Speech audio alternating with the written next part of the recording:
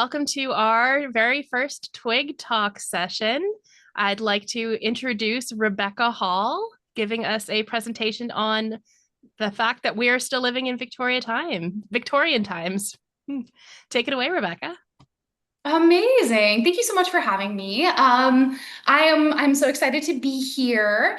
I am going to figure out how to share my screen because I have some images. Alrighty. I need to Here we are. Okay. All right. So, I really appreciate everybody who is watching this live and folks who are watching this after the fact. This feels like a evil ploy to get Amanda to give me a platform so that I can kind of just monologue about things that I really love. But fortunately, it seems like a lot of us love similar things, which is talking about Carr from Brindlewood games. Specifically the Between. I am a huge Between fan, even though I am relatively new to the game compared to some folks in the Sprigs and Kindling Discord and in the Gauntlet community. But as I've been playing the game and also as I have been working as a public historian and a museum educator, one of the things that I have realized is that we still live in the Victorian era. And this may sound controversial, and it is. And I'm going to explain my argument in 4 parts. First component here is my credentials. Why should you be listening to me? Here they are. I have a bachelor's in history and anthropology because I'm bisexual and I can't ever choose just one thing. I also have a master's in public history. I got that during the peak of COVID, and that was an interesting time. They made me do a public history portfolio and write a research thesis, so I have lots of experience. I have been a museum educator for 6 years at this point. I have interned in large museums, mostly worked in small to mid-sized museums. And what that means is that I spend a lot of my time explaining history to people who often don't really care. But the experience has been really helpful for a presentation like this. Also, and maybe most importantly, I was the weird kid in high school English who really, really liked Frankenstein and really loved A Tale of Two Cities. Charles Dickens is so long-winded, and he is my icon. So, also Mary Shelley, obviously. Love sci-fi. This is the first thing that we have to answer here. When was the Victorian era? So according to other historians, it is during the reign of Queen Victoria in England, 1837 to 1901, allegedly. Allegedly. Here's my argument. The Victorian era started in 1837 and it's still going today.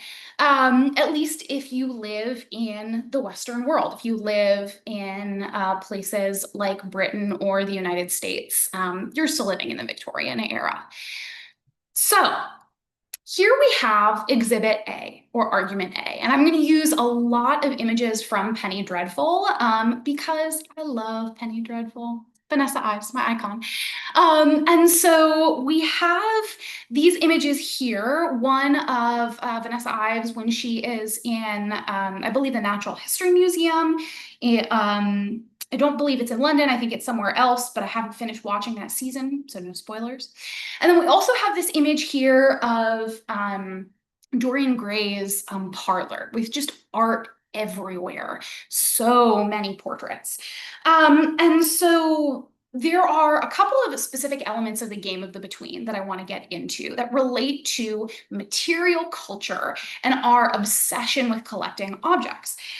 So in the Victorian era, we know that there were lots of people wealthy folks, who went out to European colonies and brought stuff back, stuff that they considered to be exotic or exciting. And so we see this personified in the Explorer playbook. The basis of the Explorer playbook is this person who has gone out into the world and has had some good experiences and some bad, and has brought stuff back with them. We also see in Hargrave House, there is a trophy room, and specifically, this trophy room is a place that is dedicated to the collection of these exotic objects that come from all over the world. We also see, I believe his name is Ferdinand Lyle in Penny Dreadful. He works in the British Museum, and his connections to the British Museum and through the museum to the wider world make him really interesting and really important for some of the research that the hunters do in Penny Dreadful. And so when we think about the Victorian era, and when we think about the objects that people choose to display in their homes, we ask, there are lots of really interesting questions that come up. And one of them is this question of, what does it mean to be cultured? What does it mean to possess objects, to possess material culture? And how do we use material culture to indicate our status to other people? And spoiler alert, we still do this. The Victorians were obsessed with doing this. We still do this today. And as Sir Malcolm Murray and Sembene in Penny Dreadful do, we renegotiate, we figure out what these meanings are all the time. They change all the time. And here's my modern example. So we have on the left, Pokemon, gotta catch them all, something that we love collecting, especially people my age. These are both, we have an element here of a cultural product produced by another culture that we are politically and socially connected to. And also this aspect of, I must have them all. I must try all the games. I must collect all of the Pokemon. And then also, because it is 2025, I would be remiss if I did not mention Labubu. And this is a phase that we see repeating itself all the time. We went through this phase of collecting objects related to Beanie Babies or troll dolls. But Labubu is particularly interesting to me because, again, it's a piece of culture that was originally produced somewhere else. And we collect it not because we fully understand it, but because it is interesting and weird to us. So, example A, material culture and collecting objects. Now we're moving on to exhibit B. And I had so much fun finding these historic images. This is from Punch magazine. It's from 1857. So a little bit before when we often see games of the between set. And we have here a political cartoon. Punch magazine often had lots of political cartoons. And it's entitled The Great Social Evil. The time is midnight. A sketch not 100 miles from, say, London, from Haymarket, which is a neighborhood in London. Bella here, who he says to her friend Fanny, Fanny, how long have you been gay? And it turns out that in the Victorian era, gay is not just a word for happy, it's also a word that refers to women who are doing sex work. So sexual and gendered norms is exhibit B here. This is really what I want to talk about right now. And so we see engaging in prostitution or sexual activity of different kinds as a vice that appears in multiple playbooks in the between. This is a really important component for developing hunters' connections to each other, their backstories, connections to side characters, and it also gives us a context to see how they interact with different neighborhoods and different regions in London. One of the things that is really, really important to consider when we talk about the Victorian era is that this is an era where social and moral norms changed. We have a lot of really, really strict gendered expectations that come from Victorians, and we, like the Victorians, don't actually follow these gendered norms. We assume that anything that involves selling your body is unethical work. Spoiler alert for the next section, we're all selling our bodies, and the Victorians were too. And we have really, really strong norms about fields that women work in and fields that men work in. But in reality, when we examine this, it doesn't actually turn out that all teachers are women. It just turns out that, when we look at the gender breakdown of education spaces, more men tend to be in admin and women tend to be lower down. And a lot of these gendered norms, they affect us in a variety of ways today. But this is a gendered norm that I really want to talk about. We have a headline here from a Mormon publication. This was published just about 2 years ago in 2023. Perspective: OnlyFans soft prostitution is ruining lives in real time. And this is, I love the headline because it's very succinct. I didn't choose this article specifically because it comes from a religious publication. I chose it because it has a really, really excellent headline. And then the subtitle here: women who have left the platform are speaking out and say the money isn't worth the degradation. So we have these norms in society that are baked into the way that we talk about things, particularly in the workplace related to the work that we do. I, for example, am a person who does aerial arts. I do all kinds of different sports, and some of them are related to or adjacent to pole dancing. And there are certain careers where it is unacceptable to list this as a hobby. I know that this has been a real problem for friends and colleagues of mine. I also know that there are people who have done sex work, either worked in a club or done something like OnlyFans in today's modern society, and it has ruined their reputation in one way or another.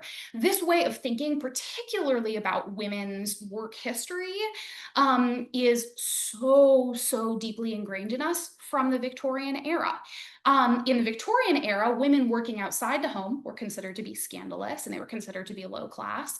Today, women who are working in such a capacity where they need to use their bodies, or perhaps they show a little bit more skin, this absolutely can affect their resume and the way that they're viewed professionally.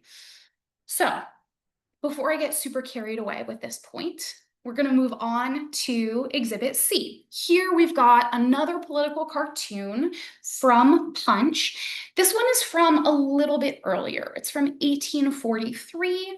Again, this is still part of the Victorian era. It's early in the Victorian era, and it's I would say at the start of the Industrial Revolution, this moment that totally reshapes the way that we interact with technology, the way that we interact with work, the way that we interact with people who are in different classes than we are. And this political cartoon is entitled Capital and Labor. And so what we're seeing here is towards the bottom of the screen, it may be a little bit hard to see, but if you look really close in the center of the image, you see children and other individuals who are working in this mine in the background.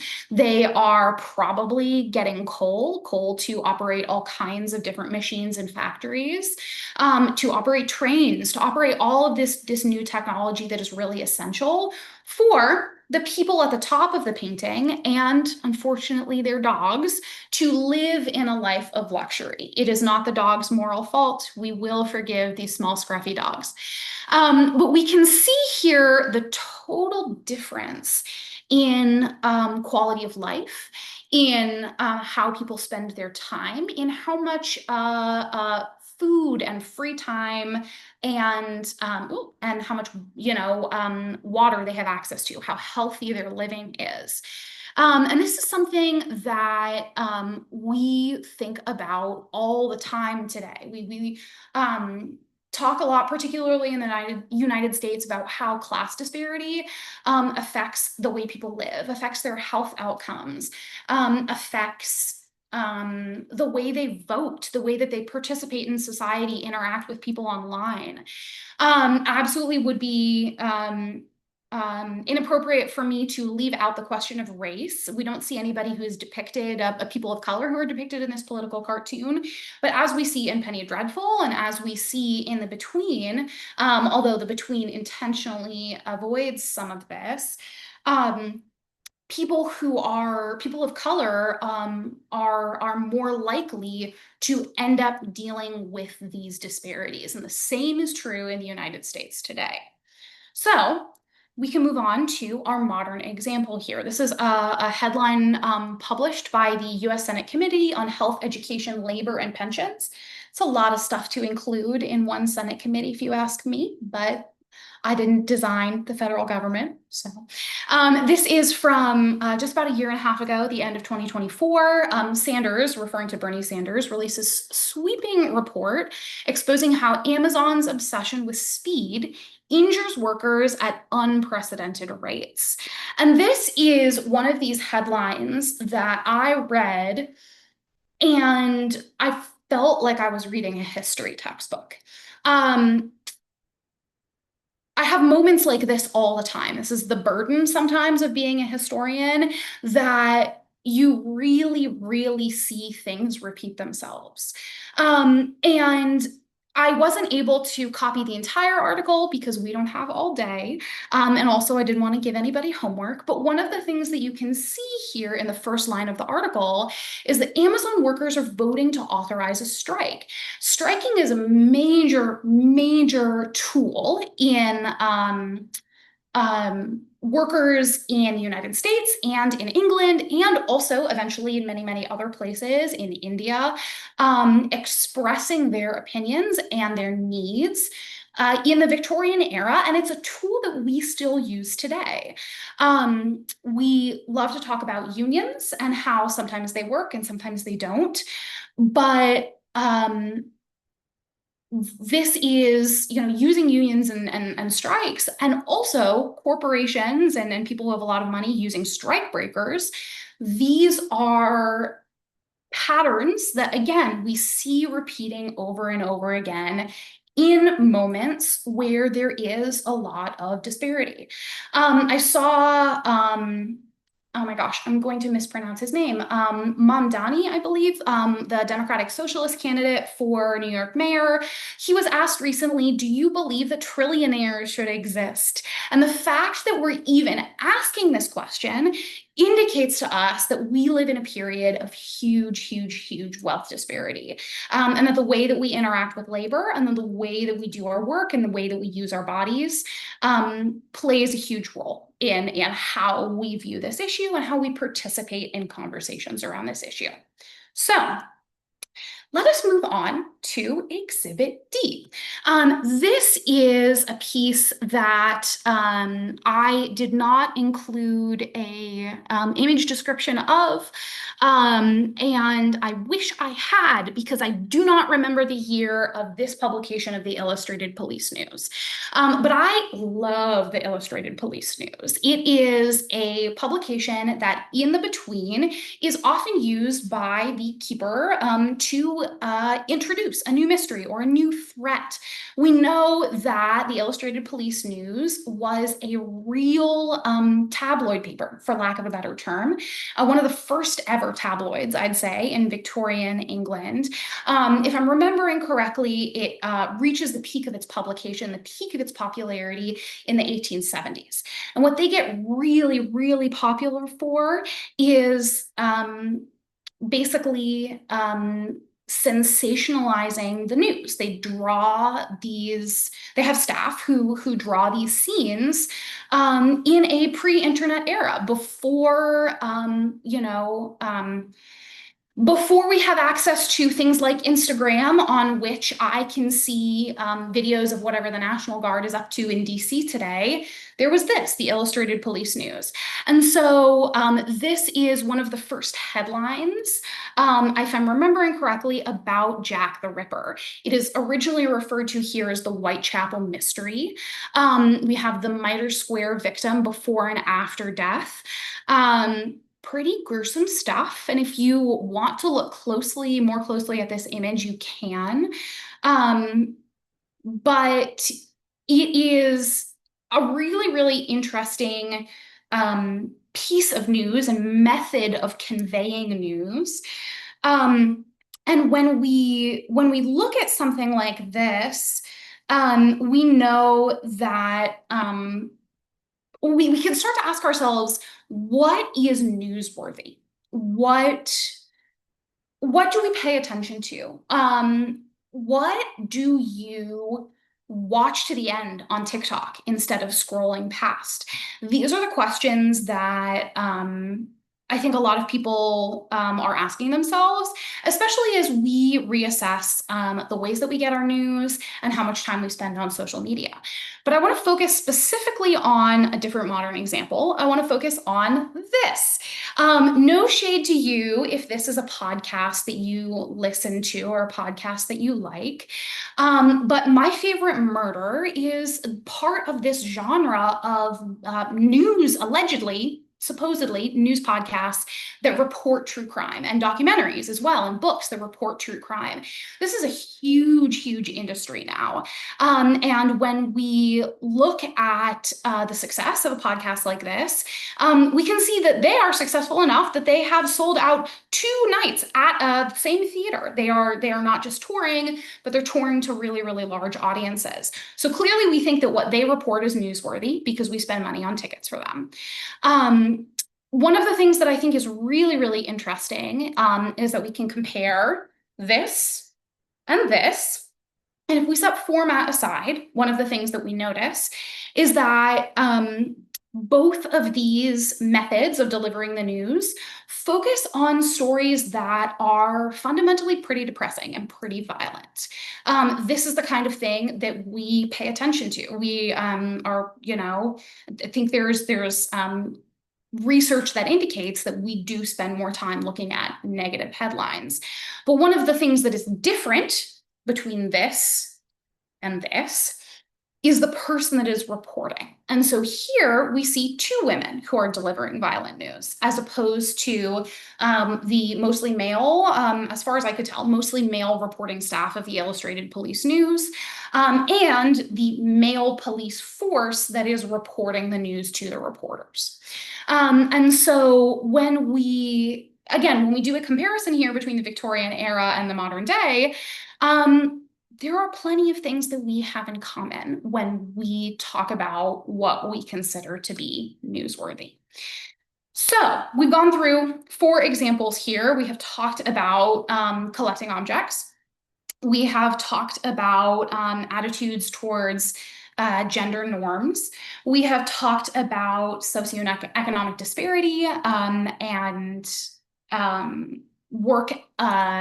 workers' rights.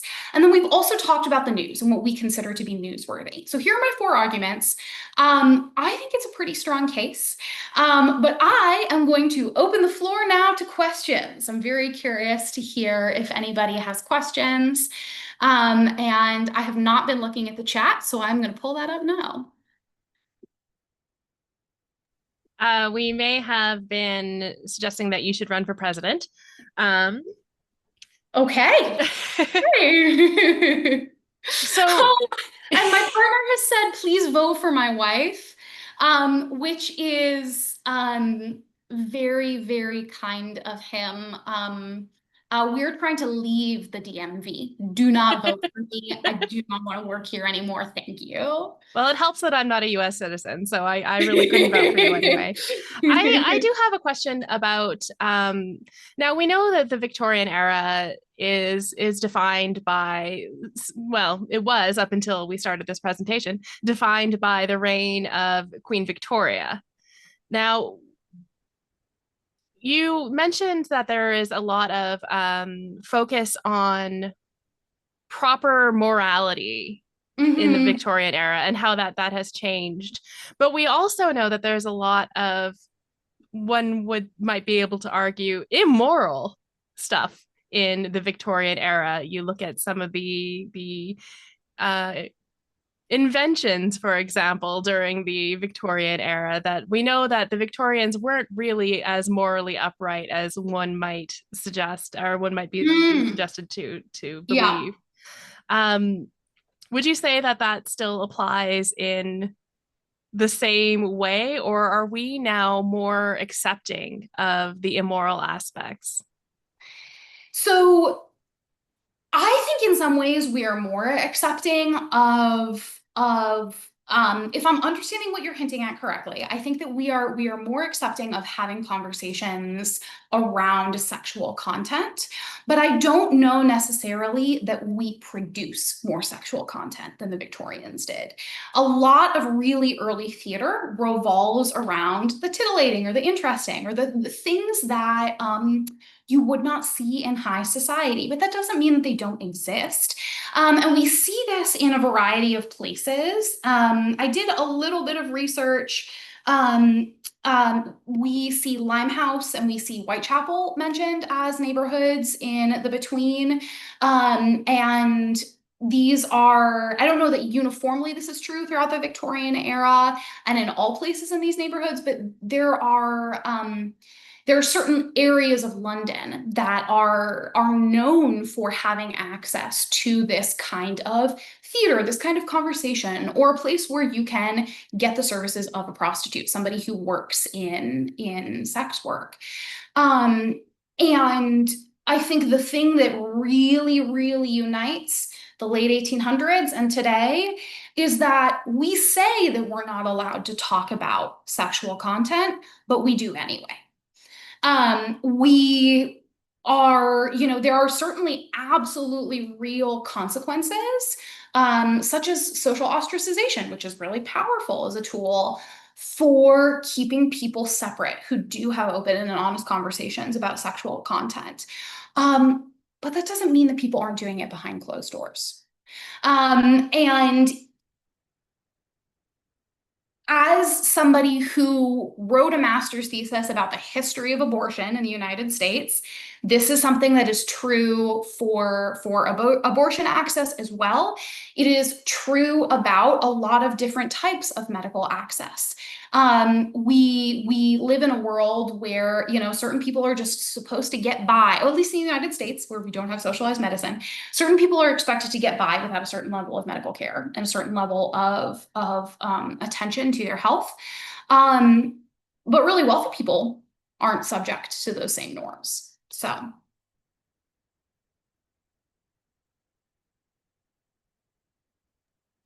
Any other questions? Yeah, so I found it interesting that two of your examples were pulled from Utah. The Deseret News and then the Eccles Theater with the My Favorite Murder or whatever. I yeah. was not expecting to have flashbacks to my life in Utah in this talk. But do you find that religion plays a kind of linking role between the Victorian era and our current era, or do you not find that? So this is one of these things that is really, really hard to make a generalization about. But what I would say is that we live in a current era in the United States of increased religious fundamentalism. And that is absolutely not a statement about Mormonism or the LDS Church. That is a statement about really the globe overall. This is something that we see happening in Europe as well right now. And the way that religion is understood as a fundamental part of British society and also as of American society in the 1800s is a little bit different. What I will say is that the United States, when its Constitution is written in 1787, it is founded as a nation where there is a separation between church and state. And in the way that we socially relate to each other, and the way that we politically relate to each other, that wasn't actually true in the 1800s, and I would argue that it really is not true now. We know that the way we vote, the way we, as I've mentioned, the way that we interact with our neighbors is really, really influenced by by our religious background or our lack thereof, our relationship to religion in some way. And I think this is one of the, again, I'm not a British historian. I'm a person who's lived in the United States my whole life. But if we think about the way that communities are designed in Europe, historically, the center of social interaction is the parish, it's the church. And so I don't know that I can speak to how that has transitioned into modern British life, but what I can tell you is that growing up, over the past couple decades in the United States, um, or my experience living in the United States for the past few decades of my life has been watching people either identify strongly with a religion or identify very strongly with the absence of religion. And this is where we start to get into stuff that's like very personal for me because I am Jewish. Um, I strongly identify with a love of science and a religious love of science that sometimes means I have more in common with people who are completely atheist. Um, I will say that I did not realize where my favorite murder poster was from. I did not realize that they sold out in Utah. I am guessing that they had multiple shows in plenty of other cities in the United States, as indicated by the fact that, again, I live on the East Coast. And I know a lot of people, especially women, who are really into true crime. And we could do a gendered analysis of that if we had all night, but we don't. So let's see.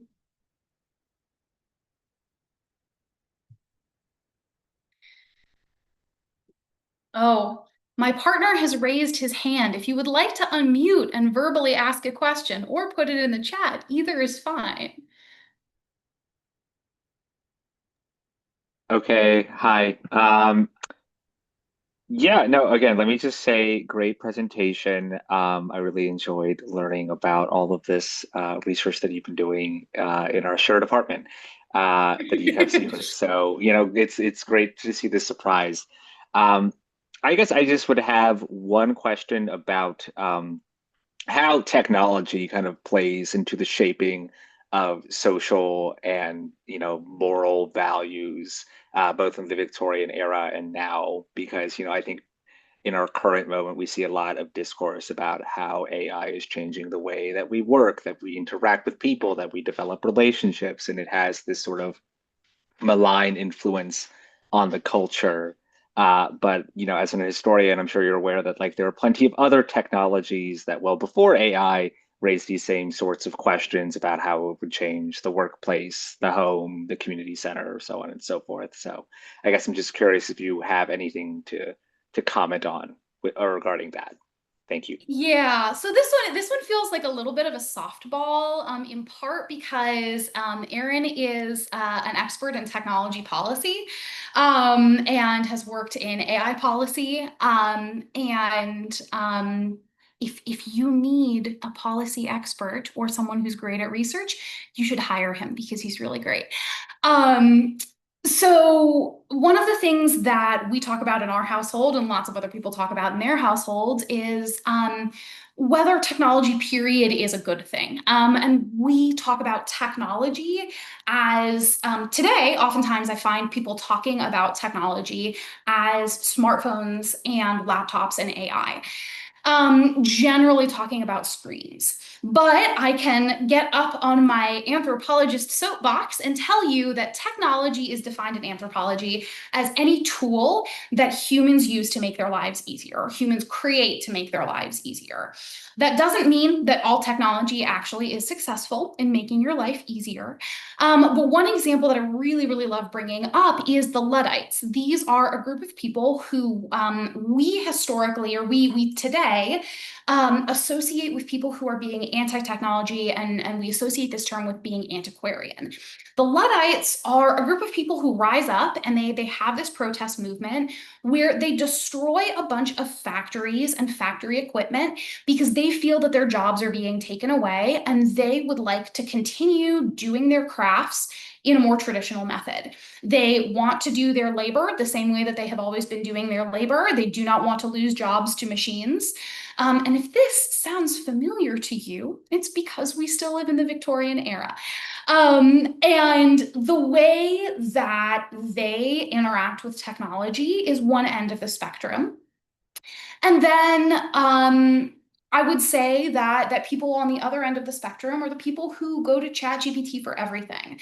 They rely on ChatGPT to write their emails, to plan their day, to do their research for them. And we have people in both of these time periods, in the 1800s and today, who fall in all different spots on the spectrum. And the question that we have to ask ourselves is, as Erin was hinting at, what kind of policies do we want to create in order to make sure that we have as healthy a relationship as possible with the tools that we have? I will say that we are living in two different, we're here living in a different point of time in relationship to our climate than people in the Victorian era. They were the people who started the process of really, really horribly destructive climate change and emissions. And we are living about 150 years later with the results of that. But we are contributing to that problem still. And so I think as I've made it pretty clear, our relationship to this technology, it's environmental, it's political, it's social. And we have the power to define for ourselves what that relationship is going to look like, both through our social norms and then also through our legislation. So I have been yapping for a really long time. Thank you for letting me yap. I am going to put this slide up. This is how you can find me. I am Bard of the Week on Discord because I played a bard in D&D, and then I discovered Monster of the Week, and I was like, oh my God, this is for me. Please don't judge me for a screen name that I made over 5 years ago. And then we have me on Blue Sky, where I'm sort of there. If you need me immediately, find me on Discord. But yeah, thank you for watching again, and read Springs and Kindling or else.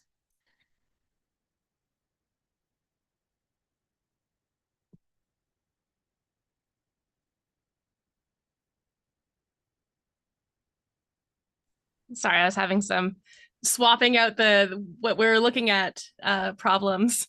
But okay. big thank you for Rebecca for coming on here and giving our very first Twig talk.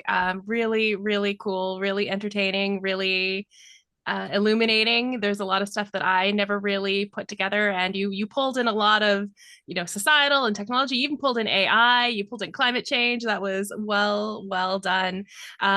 Rebecca is also the copy editor for Sprigs and Kindling. So anything that comes out of Sprigs and Kindling has had her hands on it. So we want to thank you just so much for all of your hard work.